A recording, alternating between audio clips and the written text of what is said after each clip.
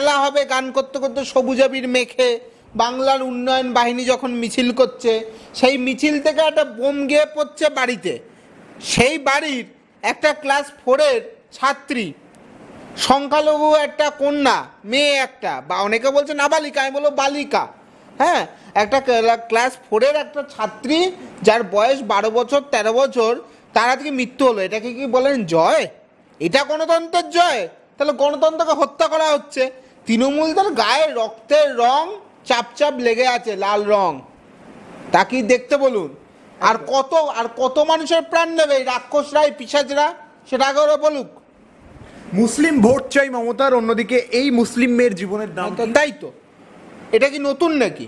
মুসলিমদের ভুল বুঝিয়ে ভয় দেখেই তাদের ভোট নিচ্ছে, আর তারাও দিচ্ছে ভোট, হ্যাঁ। এবং কার্যত এটা তার অস্বীকার করার জায়গা নেই, তাদের ভোটের ওপরেই এই পশ্চিমবঙ্গ সরকার টিকে। তারপরে তাদের কোনো রাজনৈতিক অধিকার না দিয়ে আনিস খানকে মেরেছে। বকটুইতে কতজন সংখ্যালঘু মানুষকে জীবন্ত অগ্নিদগ্ধ করে মেরেছিল এই অনুব্রত আর পশ্চিমবঙ্গের এই তৃণমূল দল, সেটা দেখুন। তারপর আজকে দেখুন যে জয়লাভ করলো, জয়লাভের সেলিব্রেশন কি? দেখুন, আমরা আনন্দ হলে ভালো মন্দ খাই, কেক কাটি, হ্যাঁ, মিষ্টি খাই, চা খাই, কোল্ড ড্রিঙ্কস খাই, আর ওরা আনন্দে খুন করে। এটা হচ্ছে তৃণমূল।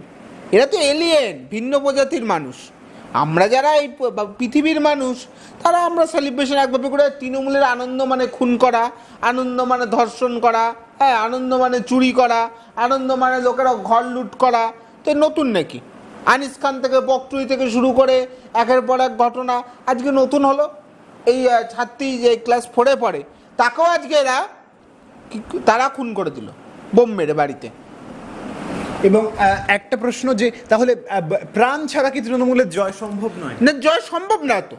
বোম, বন্দুক আর পুলিশ ছাড়া কি তৃণমূল কোথাও জিততে পারবে নাকি? একটা ফেয়ার ভোট হলো। এবং আজকে আমি এখান থেকে পরিষ্কার দাবি করছি, আগামী 2026-এর বিধানসভা নির্বাচন সামনে আসছে।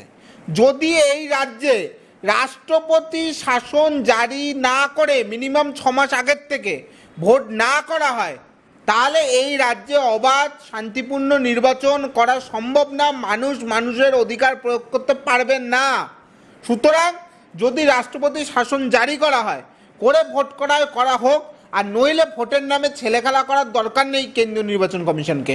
ওই নামকে বাস্তব ভোট হবে, ভোটের দিন তৃণমূলের দামাল বাহিনী, তৃণমূলের বীররা গিয়ে বুথ দখল করবে, করে ছাপ্পা গুনে তারা সব জিতে বেরিয়েছে, বলবে মানুষের রায় জিতে গেছি। এইটা আর পাবলিককেও বুঝতে হবে, পাবলিককে ভাবতে হবে। পাবলিক ওই 1000 টাকার জন্য তৃণমূলকে ভোট দেবে, দিনের পর দিন এই তৃণমূলের অন্যায় অত্যাচার সহ্য করবে। দেখুন, 1000 টাকা দিয়ে কত টাকা যে তৃণমূলরা বের করছে সাধারণ মানুষের থেকে, সেটা হয়তো সাধারণ মানুষ বুঝতে পারছে।